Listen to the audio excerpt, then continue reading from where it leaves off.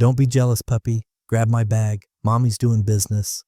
That's the sentence that shattered the glass wall I've been pressing my palms against for years. That's the moment the room tilted, not because I was dizzy or drunk, I was neither, but because the weight of being invisible finally became louder than the jazz band. I stood there, holding a tumbler of club soda, watching my wife of 16 years, Stephanie, 39, loud when she's smug, louder when she's scared, wrap herself around the firm's founder like a promotional model draped on a new sports car. Her hand slid down his shoulder as she leaned in to whisper something with her wine-slick breath, lips nearly grazing his ear. When I didn't laugh along with the crowd at her line, she turned her eyes on me, sharp as a dagger hidden in a garter belt. "You're embarrassing yourself," she hissed under her breath, still smiling for the room. And me. Then louder, theatrical, for the surrounding execs and sycophants. "Sweetheart, the coat check is over there. Maybe go do something useful for once." That got another round of polite chuckles. I nodded, not fast, not angry, just slow, deliberate acknowledgement. Then I bent down, lifted her overpriced designer bag from under the chair like some obedient valet, and walked out the ballroom doors. Silent, unfazed, no scene, the music didn't even stutter. 16 years, and that's what I'd become in her eyes. A background fixture with a car key and a wallet. If you're still reading, and if you've ever felt that moment when someone you once loved looked through you like a dirty window, don't scroll past. Subscribing helps the team keep doing this. Over 97% don't hit follow, but it makes all the difference, and you'll want to know how this ends. Trust me. Outside, the night air hit like a splash of cold water after a slap. My steps were slow on the stone path, but inside my chest, everything was steel cables and switchblades. I wasn't storming out, I was peeling the last sticker off the board. She thought she embarrassed me. That was the whole game for her now. Turned me into wallpaper while she climbed, smiled, danced, seduced, and gathered applause like confetti. And I let her, for years, not because I was spineless, because I was patient. They all thought I was retired. Finance, once upon a time, she'd say at parties when I was introduced. He dabbled. The people who mattered didn't press. The people who didn't, well, their opinion was never expensive enough to consider. Back at the valet stand, I didn't hand over a ticket. I walked straight to the car. Because it wasn't parked by the valets. It was staged where I placed it hours before, by the fountain, under a camera blind spot I'd memorized 2 galas ago. I popped the trunk, pulled out a narrow black folio, and sat behind the wheel. No music, just the sound of my breathing. The documents inside were warm from the heater vents, crisp and final. No drama. No threats, just math and leverage. Stephanie always thought power wore a tuxedo and danced under chandeliers. She never understood. It's the man who walks out with a bag and doesn't look back who's actually holding the detonator. I dialed from memory. Activate the packet. Effective immediately.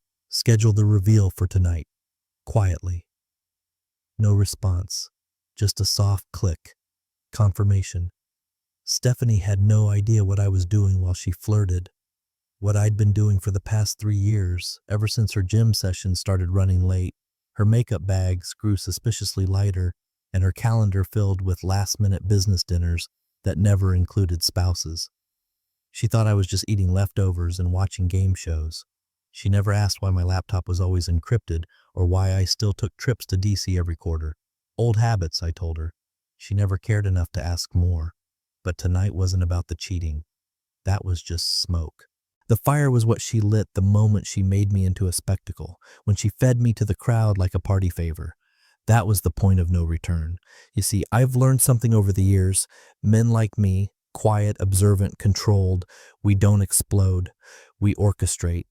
I glanced in the mirror, smoothed my tie, and drove 10 minutes away, to a smaller gathering at a private estate where 2 men were waiting for me. One of them had a government badge, the other was the firm's largest silent investor.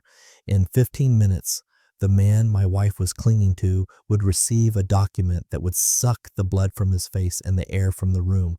And my wife, she would learn, for the first time in our marriage, exactly who she was married to, and what it costs to humiliate a man who spent years hiding his full name. The air outside was thick with humidity, and just enough laughter from the ballroom leaked through the double doors to remind me how thoroughly I'd been erased from that room. The kind of laugh that's not about joy, it's about hierarchy. She knew what she was doing. Stephanie didn't make mistakes. She made moves, and humiliating me in front of her new orbit of powerful men, that was her mating call. But if you listen closely, even the wolves go silent before a landslide. I walked to the car like I'd rehearsed it. I had. 3 times. Different galas, different bags. Same sick feeling in my stomach as I watched her treat me like an afterthought with a debit card. But tonight was the only night I walked away, not with shame, but with certainty. I reached the car, a matte black E-Class I kept garaged and off the books. She didn't even know I still had it. To her, I drove the SUV we shared, the one she could track on the phone app she didn't know I had dismantled 6 months ago. Funny thing about people who cheat, they obsessively monitor you, as if guilt needs company. I opened the trunk. The folder was where I left it, centered, untouched, sealed with a small red tab, unmarked except for a raised sigil in the corner. It wasn't for theatrics, it was for protocol. Inside was a 27-page escalation brief, 3 sealed copies of contractual amendments, and a digital token drive loaded with high-res internal emails. Emails the firm's owner sent from a supposedly personal device Stephanie once flaunted at our kitchen island like it was a trophy. She called it the one he uses for real business. I called it evidence. I opened my contacts, scrolled past all the names that no longer mattered, and landed on a number saved under a single emoji, a chess knight. Tapped it, no ring, no pleasantries. Activate the packet, I said, and schedule the reveal tonight, quietly. A pause, then a clipped confirmed. And that was it. No dramatic score, no fireworks, just a pulse steady enough to slice through glass.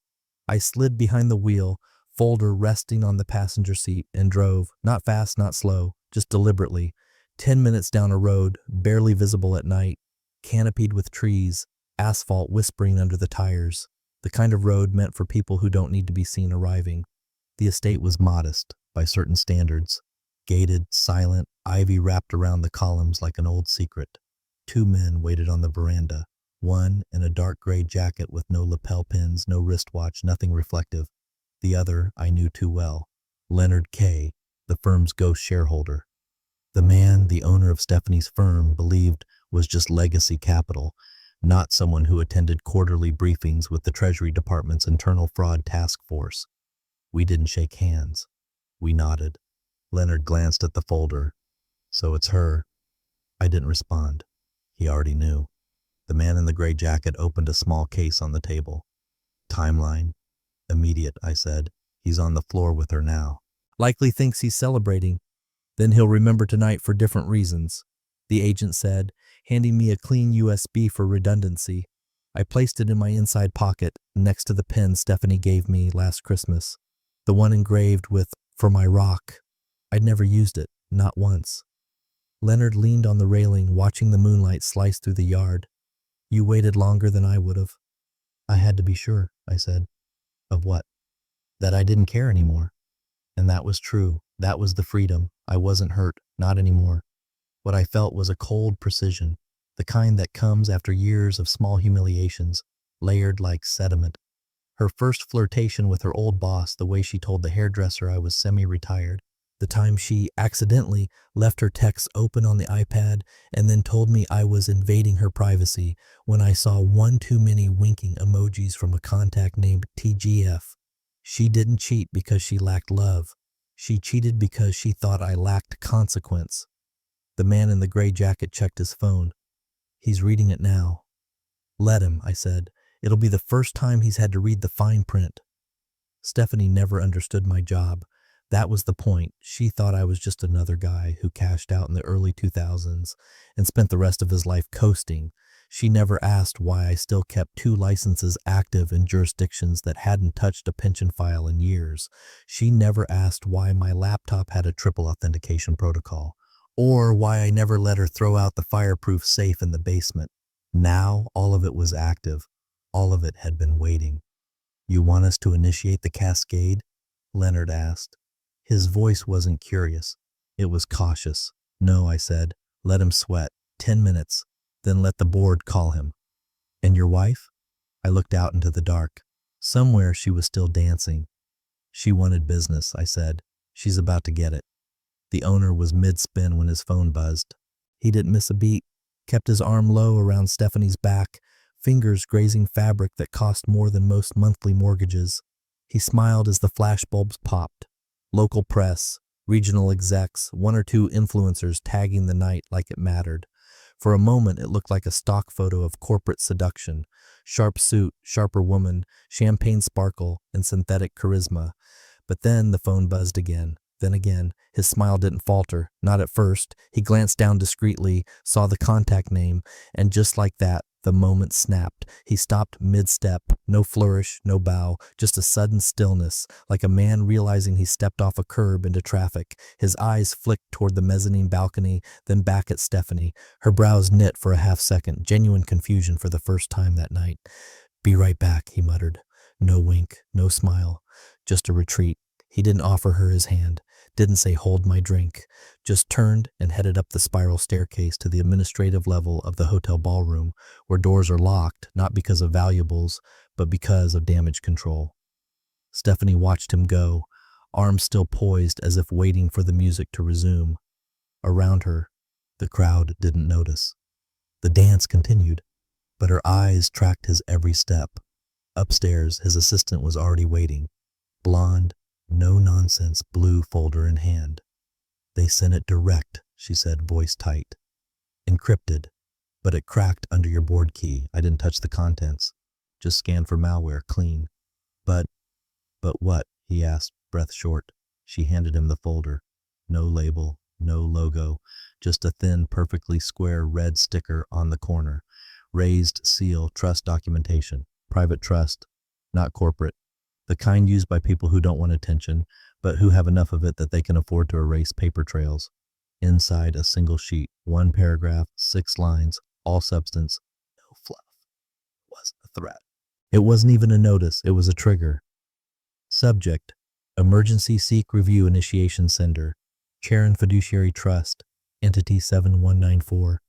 Date: effective immediately. The merger facilitation clause activated under Section 3.2a by discretionary stakeholder vote. All forward-facing equity bonuses suspended pending outcome of forensic audit. SEC notified. Internal compliance alerted. Recipient has 7 calendar days to provide undisclosed partnership agreements. Failure to comply will result in asset freeze per silent investor agreement filed Q4 FY19. At the bottom, a stamp. Raised, black wax. Authorizing party, redacted. He read it 3 times. The first read turned his stomach. The second stopped his breath. By the third, his hands were trembling so hard the page shook. He looked at his assistant. "Did you trace the trust?" "Offshore originally, but the current filing's domestic. Delaware registration, hidden behind a proxy series. Took me a second, but there's one name I found linked to the original acquisition firm that funded the pre-merger collateral pool."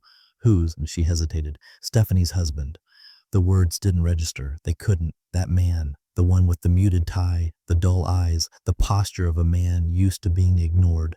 That man was the ghost investor, the one he joked about in quarterly calls. "Whoever they are, I hope they die rich and silent," he'd once laughed. To the board, on record. He reached for his phone. No signal. Blocked up here. Standard protocol. He stormed toward the stairs. Stephanie was still standing near the bar, now flanked by a few women in floor-length gowns, sipping and whispering. She saw his face and straightened. Tried to smile. He didn't smile back. He reached her in 3 strides, grabbed her wrist, not hard, not enough to make a scene, just enough to make her blink. "Why didn't you tell me who your husband is?" he hissed. She blinked, startled. "What are you talking about?" "Don't play dumb with me," he spat. "That man is on the controlling board of the holding trust that backed the merger, my merger, the one I signed off on while he sat in the audience smiling like a Stepford corpse."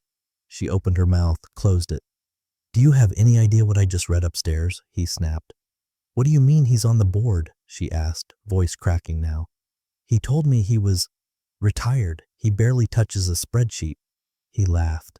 Ugly, bitter. "Then why is his name tied to the trust account that triggered an SEC review? Why is your name on a side letter agreement I've never seen?" She faltered. "He wouldn't He couldn't. Oh, he did, the owner said, stepping back like she burned. And now I'm screwed. We're screwed. Stephanie's hands shook now, but not out of guilt, out of dawning, furious realization. Her husband hadn't left in shame. He'd left to pull a string. And now, somewhere in the dark, everything was beginning to unravel. He nearly fell down the stairs. The owner's shoes weren't made for urgency. Italian leather, polished within an inch of their life. Great for stage presence, terrible for fleeing a fire you started with a match you didn't realize was a grenade pin. As he hit the marble floor of the ballroom, the music swelled again. Saxophones and string overlays, all that curated ambiance meant to scream elegance and suppress accountability. None of it mattered. His eyes cut through the crowd like a hound mid-chase. He wasn't smiling anymore. No more tailored grins or brand-coached posture. He was looking for one man, but the man wasn't there. Instead, he found Stephanie right where he left her, by the bar, posture perfect, glass of wine in hand like nothing had changed. She was mid-laugh, mid-story, basking in the radiant ego burn that comes from public attention. He stormed through the crowd without apology, nearly knocking over a waiter with a tray of profiteroles. "Where's your husband?" he demanded, low and sharp. Stephanie's smile froze. "What?" She blinked, annoyed. "Where is your husband?" he said again, this time quieter but angrier. Her brows lifted. "Why do you care? He left. You saw that. He's probably sulking in the parking lot." She sipped her wine. "Honestly, he does this thing where—" He grabbed her arm, not roughly, but firm enough that the pulse under her skin picked up. "Why didn't you tell me who he was?" Her face twitched. "Who he is? I just danced with his wife," the owner hissed, "and called him your assistant. In front of board members, in front of regional stakeholders. I practically dry humped the woman who controls his equity share." She blinked like a soap actress. "He doesn't have equity. He hasn't worked since—" "Wrong," he spat. "He's on the controlling board of the parent company that owns the holding trust backing our firm." She stared at him like he'd grown antlers. "You're confused." "No, I'm screwed," he snapped, "because now I'm about to be reviewed, frozen out, and possibly dragged into a compliance black hole because I treated your husband like a goddamn bellboy." She yanked her arm back. "That's not possible. I would have known." "Oh, really?" He laughed bitterly. "You didn't even know which name was on the collateral guarantee. You thought your husband was playing Sudoku all day while you built a power couple narrative with me." He took out his phone. Still no service. "You just publicly made a man with fiduciary authority over our stock structure look like your chauffeur, and you did it while wearing a dress he probably paid for." Stephanie didn't speak, couldn't. Her cheeks were draining of color faster than her glass of Pinot. "Check your texts," he snapped. "Your phone should have service. You're probably already getting the fallout. Or maybe just a helpful reminder from your boring husband that the prenup clause he slid into your wedding vows wasn't just decorative." She fumbled for her purse, hands shaking. He scanned the room again, like the man himself might materialize out of the fog machine. Nothing. "He left on purpose," the owner muttered to no one. "He wanted me to dance with you, wanted me to make a fool of myself. He baited this entire thing." Stephanie's voice came out in a whisper. "He doesn't do that. He's not like that. He's quiet, predictable. He folds laundry." "And I file performance bonuses with confidence," the owner growled, "until someone like him shows up and reminds you how many floors you never looked under." Her phone buzzed. Once, twice. She looked down. No name. Just a text bubble. "Storage Unit 14B, box labeled 7C. Read it carefully." Below that, a second message. "You're not going to enjoy this part." She read it twice. Her mouth moved, but nothing came out. And that's when it clicked. Not for him. For her. The illusion broke. All the years she thought she had power, all the times she led him around by the collar, fed him silence like medicine, handed him apologies with lipstick still fresh from someone else's mouth, all the moments she smirked while he held her coat, or carried her bags, or waited outside dinner parties where she introduced herself as relaunching after carrying a man for a decade. He wasn't being passive, he was positioning. And tonight, she wasn't the one in control. She was the lever being pulled. The owner backed away, slowly, like the air around her had become flammable. "Find him," he muttered, "before the board does." or before your friends start asking why your husband just triggered a real-time audit that might vaporize half my worth. Stephanie just stood there, alone now. Not laughed at, not mocked, just irrelevant. And for the first time in her adult life, she looked exactly how she made him feel. The hotel's director of security didn't knock, he just appeared. Those quietly competent men with a clean suit and the kind of mustache that suggested a military past and zero tolerance for drama. He approached the owner just as the orchestra began their second rendition of some jazzy Sinatra cover, cutting through the ambient noise with a calm that made the panic worse. "Sir," he said, you asked for footage?" The owner turned, already sweating. "Yes, did he leave?" "We traced him entering at 7:46 p.m. alone.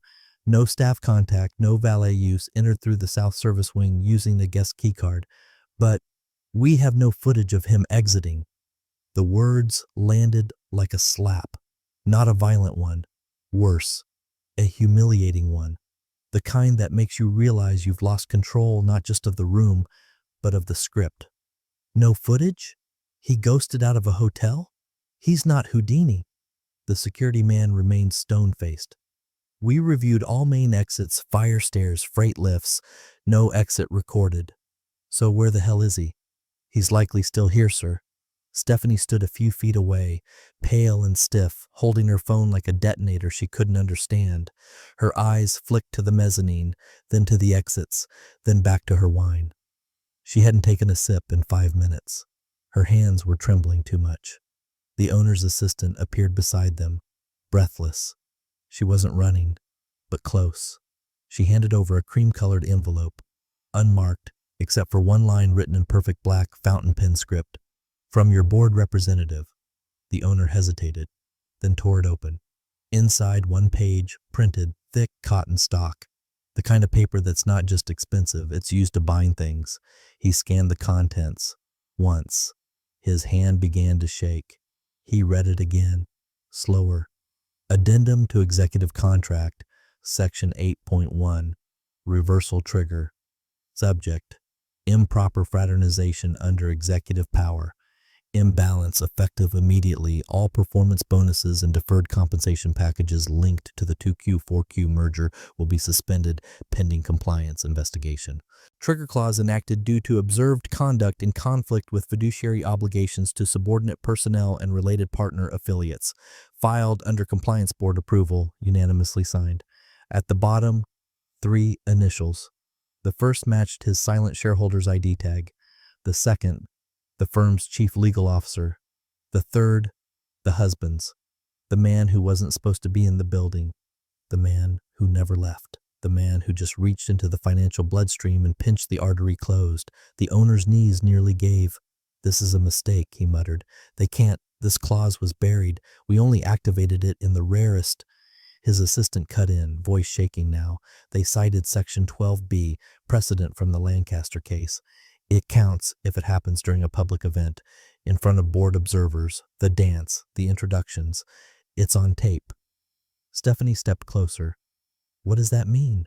He turned, eyes wild. "It means he didn't come here to be embarrassed. He came here to witness me do something disqualifying. And I did." She didn't speak, just stared at the letter as if it might burst into flames. "This isn't just about bonuses," the assistant whispered, her voice cracking. "It's a conduct breach. It opens the door for board reallocation. They can review ownership splits, even vote to replace you as managing executive." A murmur rippled through the ballroom as a second assistant walked in, holding a tablet. Livestock tickers. The firm's parent entity, already taking a hit. Nothing catastrophic yet, but enough. "People are talking," the assistant said. "Somebody leaked the preliminary audit filing to a blog. It's spreading." The owner ran a hand through his perfectly sculpted hair. It fell out of place. He looked around the room and suddenly saw it through new eyes. Every handshake tonight, every toast, every camera angle. He'd played the king, made the crowd laugh, danced with a woman he thought was just another ambitious wife looking for clout. He had no idea she was the fuse and her husband was the match. A man from the board's legal advisory team walked in just then, face tight, holding a matching envelope.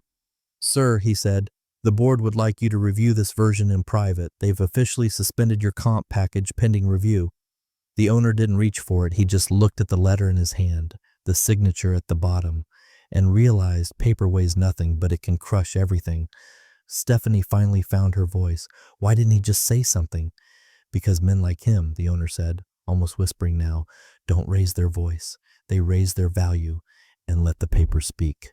Stephanie stood near the marble column, her phone clutched like a lifeline, the screen glowing with calling mark, home cell, for the 4th time in 10 minutes. Still nothing. She tried again, straight to voicemail, but not even a message, just blank silence in a digital tone. No cheery hi, this is Mark, with that stupid polite chuckle he always added. Gone, like the man had been erased mid-sentence. She flipped to his contact info, clicked on the email. It bounced. Then, on reflex, she opened LinkedIn. Page not found. She refreshed. Nothing. She blinked. Checked again. Same result. He didn't block her. His entire profile was gone. Deactivated. Wiped. The man who had once updated his job title to consulting retiree with a dorky palm tree emoji was missing. Her heart hiccuped. She was used to him being quiet, but this silence had weight. A deliberate silence. The kind that comes after someone flips a switch you didn't know existed. Everything okay? It was Lindsay, one of her party circuit friends. Designer gown, too much lip filler, the type who thought non-profit consulting meant drinking wine in large sunglasses for Instagram. Stephanie tried to smile. It didn't stick. I can't reach him, she muttered, more to herself than to Lindsay. Oh, that's just men, Lindsay shrugged. They sulk and disappear. But I gotta ask. She leaned in, voice dropping. Why does the owner look like he saw a ghost? Stephanie followed her gaze. And there he was. The owner, standing by the mezzanine stairwell, pale, suit jacket wrinkled, tie loosened, sweat shining at his temples, his jaw clenched in a way that screamed fight or flight. 2 attorneys flanked him, one flipping through a binder, the other whispering into his ear with the urgency of a man holding back a tsunami. The crowd didn't know yet. The jazz band was still playing, the waiters still pouring champagne. But in that corner, where the actual power lived, chaos was whispering. Stephanie moved toward them. She had to understand. The words reached her before she arrived. Merger financing was red flagged? The junior lawyer asked. The owner snapped. Of course it wasn't. That part was cleaned. No, sir, the older attorney said, tapping the folder. The collateral wasn't flagged because it was deliberately silent, but I just ran a backtrace on the origin of the fiduciary trust, and it loops through 2 blind LLCs, both tied to an original Delaware holding. So, the owner barked. So, the attorney said carefully, the man you danced with's husband signed the original incorporation paperwork 5 years ago, under a pseudonym that only shows up in elite-level private equity filings. The room swayed around Stephanie. What name? The owner asked. The lawyer showed him. A name. Short, unremarkable, but one that matched the signature on the emergency clause document. The same one that triggered the performance freeze. The same one with enough financial teeth to spook federal auditors. The owner staggered back a step. I joked about him once, he said. In a meeting, called him the invisible shareholder, said I hoped he stayed dead and quiet forever. Looks like he listened, the attorney said dryly. Until now. Stephanie's mouth went dry. She remembered her own words, tossed off like poisoned darts. Don't be jealous, puppy. Grab my bag. Mommy's doing business.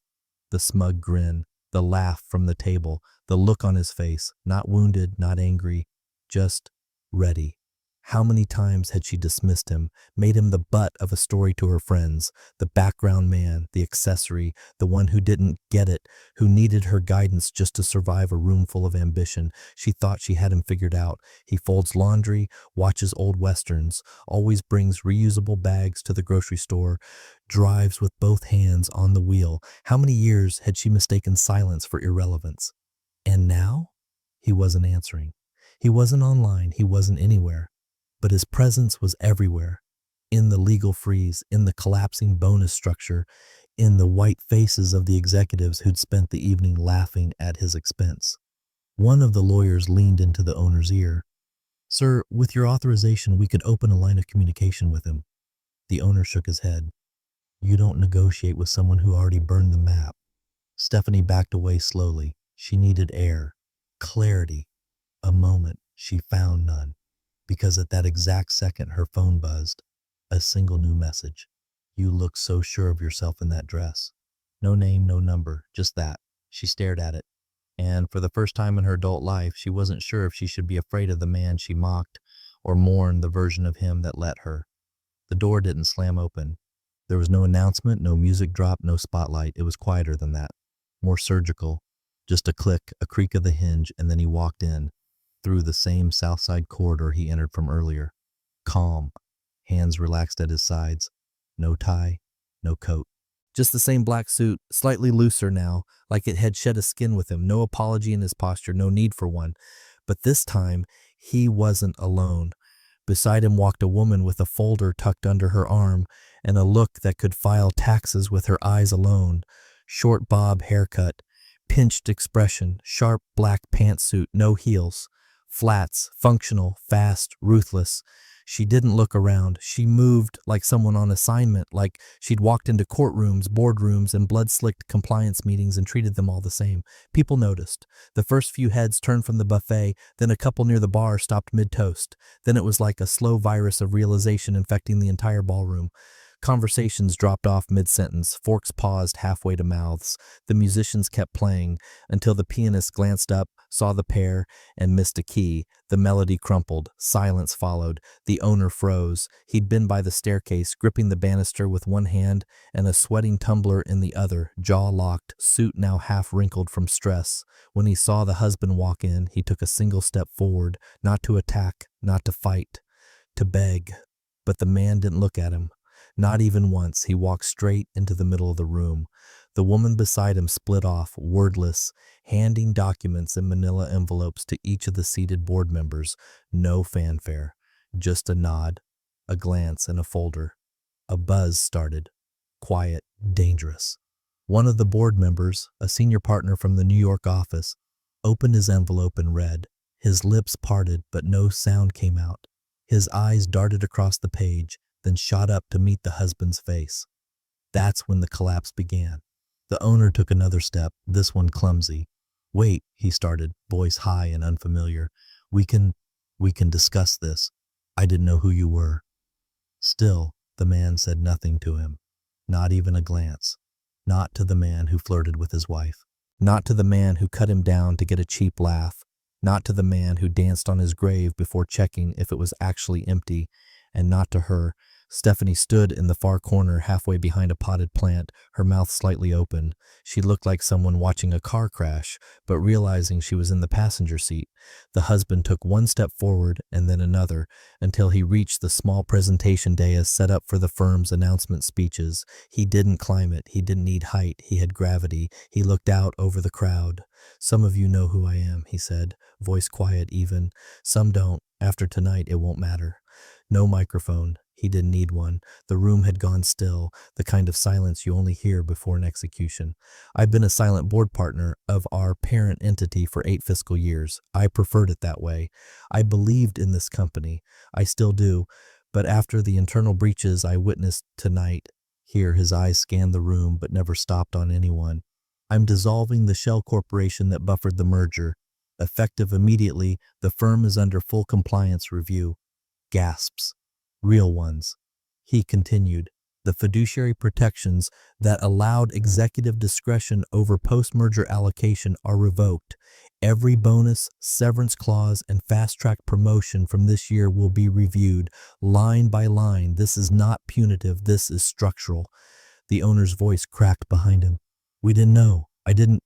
The husband finally turned, but not to him, not to the man's eyes, to the folder in his hand. If you had read the charter instead of rehearsing speeches, he said, you would have seen my name 6 times.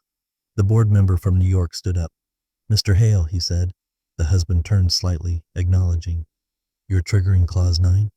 Yes, he said simply. And the oversight team is ready? They've been on standby since I entered the building. The board member nodded once, then to the room. This event is now closed. Effective immediately. No socializing, no statements, no press. Leave your devices on the table. This is not a drill. Someone in the crowd whimpered. Not cried, whimpered, like a mouse watching the trap come down. The husband looked down once, checking the time. Then, finally, his eyes swept across the room, and for one breath, just one, he looked at Stephanie, not with rage, not with sadness, with nothing. The kind of nothing that comes after a decision. The kind of nothing you give to a stranger who once had a name, but lost it when they laughed at your silence. She took a half step forward, lips parting, hand raising. He turned away and walked out. She found him alone, not in the ballroom, not with the board, not surrounded by lawyers or staffers scrambling to save their reputations.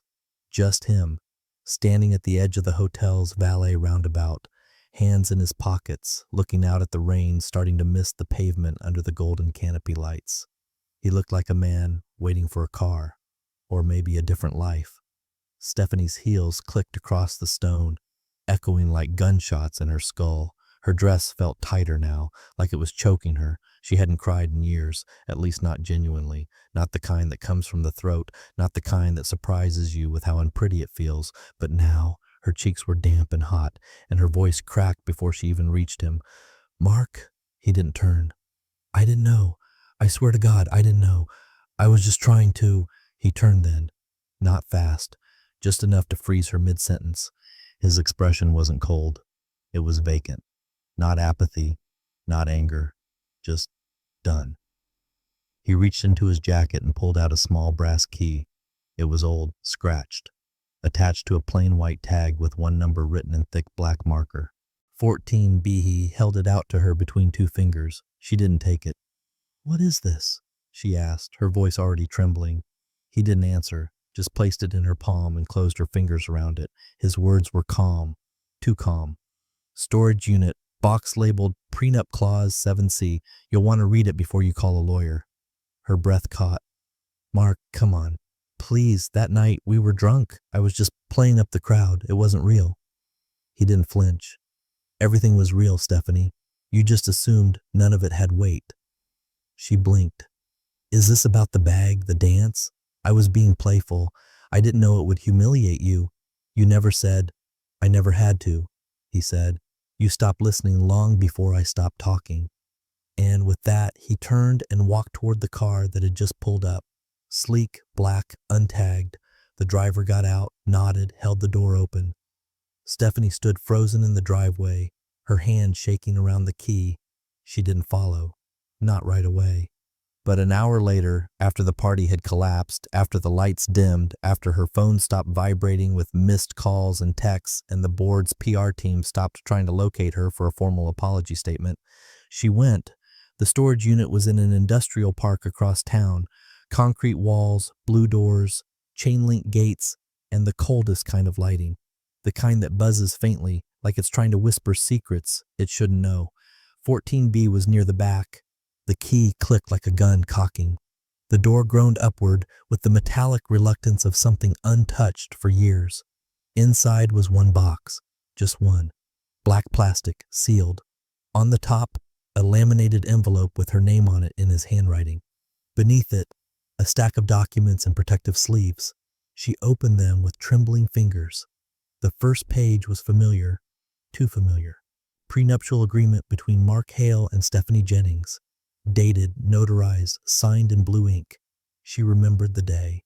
They were at a notary's office downtown. She'd laughed, even joked about it. "You're so formal," she had teased.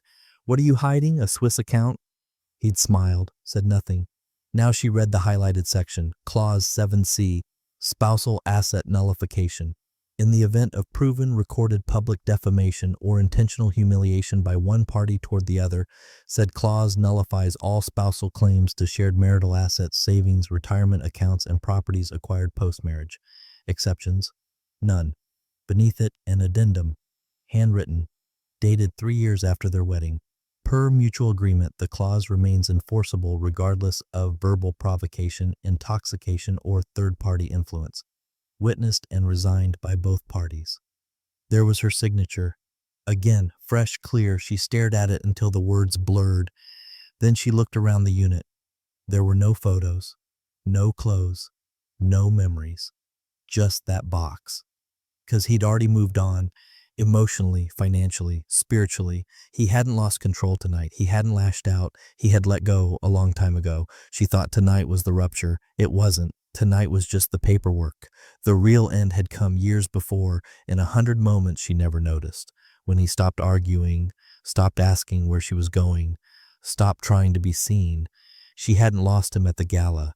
She lost him the first time she mocked his silence and didn't care if it hurt. Now, the silence was permanent, and it was hers. Stephanie woke up to silence, not the good kind, the cozy early morning peace with birdsong and coffee brewing in the background. No, this was the kind of silence that screamed, the kind that wraps around your throat while the rest of the world screams about you just loud enough that you can't pretend it's not happening. Her phone was already glowing when she cracked her eyes open. Notifications stacked like bricks in a prison wall. Emails, texts, missed calls, and a few things that made her stomach churn in ways no wine hangover ever had. She sat up slowly, like movement itself might shatter the illusion that maybe, just maybe, it had all been a bad dream. But it hadn't. The first text was from her hairstylist. Sorry, Steph. Need to cancel Thursday. Maybe reschedule in a few weeks. Then her Pilates instructor. Studio's going through some stuff, cutting clients temporarily. Thanks for understanding. Lies, every one of them. No one cuts Stephanie Jennings unless someone told them to, or unless she had become a liability. She opened Instagram next. The tag alerts were endless. Photos from the gala, her in that red dress, mid-laugh. Him, Mark, blurred in the background of one shot, eyes cool, hands folded. The caption from a now-deleted post, you can almost see the moment the empire started crumbling. Next post, a screenshot of a leaked memo. Emergency compliance notice. Internal review of merger conduct, board authorized. Then came the quotes. From guests, from employees, from anonymous execs trying to crawl away from the wreckage like rats from a flooding basement. It was like watching a ghost dismantle a kingdom. He didn't even raise his voice, just walked in and ended it. Nobody knew who he was. We thought he was her ride home. Stephanie covered her mouth, not to keep from sobbing, to keep from screaming. She opened her email, CNN Money, Bloomberg, even a tech newsletter she once joked was for the nerds. They were all running variations of the same story. Silent stakeholder triggers, collapse of merger deal over gala incident. Power couple no more. How one man's quiet revenge set off a corporate implosion. From accessory to assassin, the mysterious husband who shook an empire. The firm's stock had dropped 17% before the market even fully opened. By lunch, the owner had been suspended, pending a comprehensive investigation into financial ethics violations, conflict of interest concerns, and bonus manipulation following new documentation. One anchor on a finance channel actually laughed during the segment. And apparently the guy, Mark Hale, has zero online presence now. Gone. Scrubbed. No trace. We don't even know if that's his real name.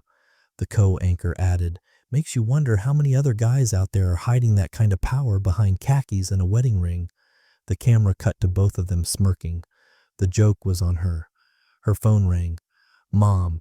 She hesitated, picked up. Silence for a beat. Then, what did you do to that man?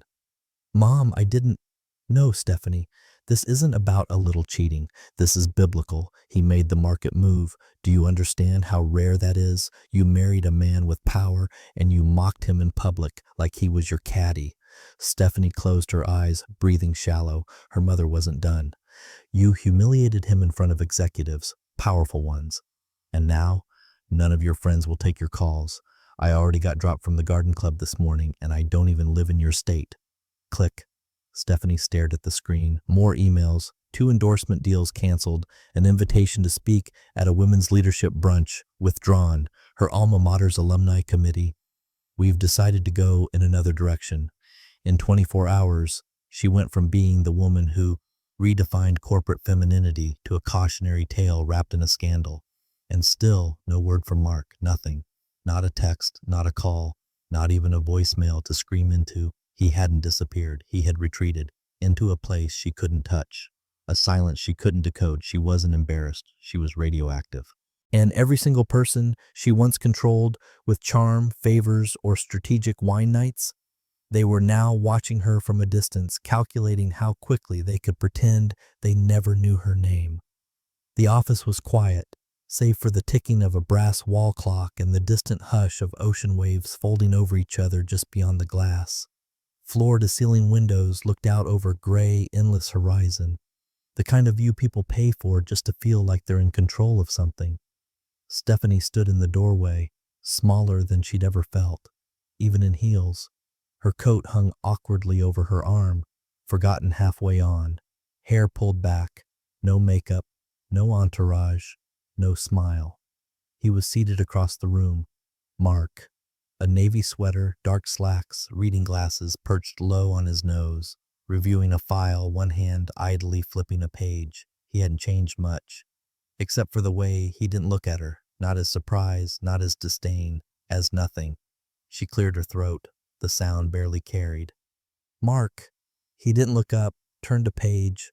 I just wanted to talk. One last time. Please. He held up one finger. Not rudely, just, a pause. Then he closed the file, placed the pen down beside it, and stood. He didn't walk to her. He walked to the window, hands in his pockets. His voice barely rose above the wind outside. You told me to grab your bag. She blinked. What? That night, he said, still facing the ocean, you said, grab my bag. Mommy's doing business. Silence. He turned slightly, just enough for her to see his profile. So I did. I grabbed every clause, every asset, every ounce of silence I had left, and I carried it out the door. She took a step forward. The floor beneath her felt like eggshells. I didn't know it would go like this, she whispered. I didn't know you'd... She stopped. He waited. Can we fix it? She asked, voice breaking like a piano string. He turned. Finally. Met her eyes. The same ones that once watched her laugh at his expense across dinner tables, across conference rooms, across years. But now they were different, not angry, not sad, just clear. You don't fix this, he said. A pause. You remember it. Then he picked up his folder, turned, and walked past her. No drama, no last-minute cruelty, no vengeance in his step, just the weightless calm of a man who finally let go. And this time, she didn't follow. She just stood there, silent, small, watching the door click shut behind him. And for the first time, she realized silence wasn't his weakness, it was his weapon, and she handed it to him.